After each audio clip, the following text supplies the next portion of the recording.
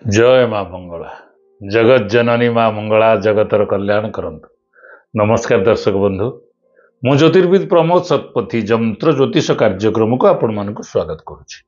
दर्शक बंधु 2026 मसीहा इंग्राजी नववर्ष केमिति कटिबो, मकर राशि आबाल वृद्ध वनिता मानक पई कौन रही ग्रह मानकर फलाफल केमिति करिवे, अशुभ ग्रह मानक पई प्रतिकार आसंतु जानिबा।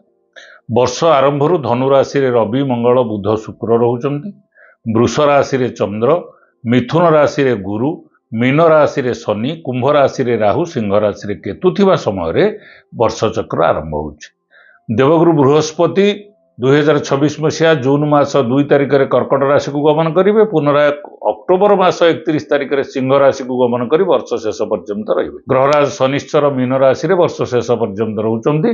राहु डिसेम्बर मास 5 तारिख में मकर राशि को गमन कर वर्ष शेष पर्यंत रे। केतु डिसेम्बर मास 5 तारिख में कर्कट राशि को गमन कर वर्ष शेष पर्यंत रे। नुआ वर्ष नुआ नुआ योजना, नुआ स्वप्न देखिबार सुजोग देई थाए। जेमिति कि शिक्षा क्षेत्र में कौन हम, स्वास्थ्य केमिति रहिबो, क्यारियर केमिति गढ़िबे, व्यवसाय वाणिज्य केमिति चलिबो, पारिवारिक वैवाहिक जीवन केमिति बीतिबो, एमती अनेक प्रश्न मन में उंकी मारी थाए। ये नुआ योजना नुआ स्वप्न को 2026 मसीहा केते दूर साकार करुचे आसंतु प्रथमे जानिबा।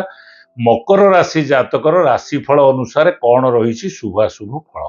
मकर राशि जात आबाल वृद्ध वनिता मानक पई 2026 मसीहा कला साहित्य चलचित्र संगीत आदि क्षेत्र में उन्नति हब, उत्तम रोजगार मिलिबो, परिवार जनक उन्नति रे आनंदित हेबे, परिवार रे शांतिर वातावरण देखादेव, सामाजिक प्रतिष्ठा मान सम्मान वृद्धि हब, नूतन योजना रे सफलता मिलिबो, नूतन कर्म नियुक्ति क्षेत्र में मध्य सफलता देखादेव, संतान संतति मर्जी रक्षा करी आनंदित हेबे, व्यवसाय क्षेत्र में आशातीत लाभ पाइबे, बाकी थिबा अर्थ किछि मध्य मिली जाई पारे, कर्म नियुक्ति क्षेत्र में सफल हेबे, भाई भौणी मानक सह मनोमालिन्य मेंटी जीवा फल पारिवारिक जीवन सुख शांति कटे। रोजगार समस्या सुधुरी जीव, धन लाभ होबारु मन खुशी रहिबो, वाद विवाद माली मकदमा परीक्षा प्रतियोगिता प्रतिद्वंदिता परीक्षा साक्षात्कार रे सफल हेबे, परिवार कुटुंब रे मांगलिक कार्य धार्मिक कार्य रे जोग देई पारंती, छात्र छात्री माने पाठ पढ़ारे मनोयोग देवे, चाकरी क्षेत्र में उपरिस्थ अधिकारी सहित संपर्क सुदृढ़ हब,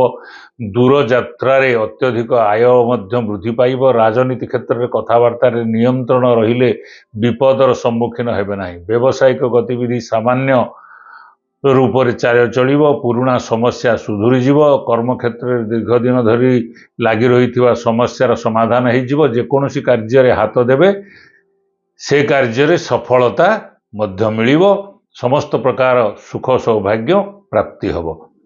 अशुभत्व को खंडन करने, शुभत्व को लाभ करने प्रत्येक दिन बुला कुकुर किसी खाइबा को दिंतु, माँ बापा जेजे जेजेमा गुरु को प्रणाम करंतु, परोपकार गरीब लोक को साहाय्य करिवार कौनसी सुजोग छाड़ू नहीं, दृष्टिहीन दिव्यांग सेवक सफाई कर्मचारी को साहाय्य करंतु, जन्मदिन रे जेकोसी वृक्षरोपण करी तार भल भाव जत्न नियंतु।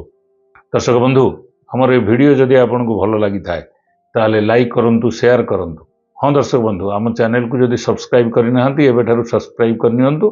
जगत जननी माँ मंगला आपण मानकर आशा अभिलाष पूर्ण करंतु एतिकी कामना करी रहूछि। पुणी देखा आगामी अध्याय। जय माँ मंगला।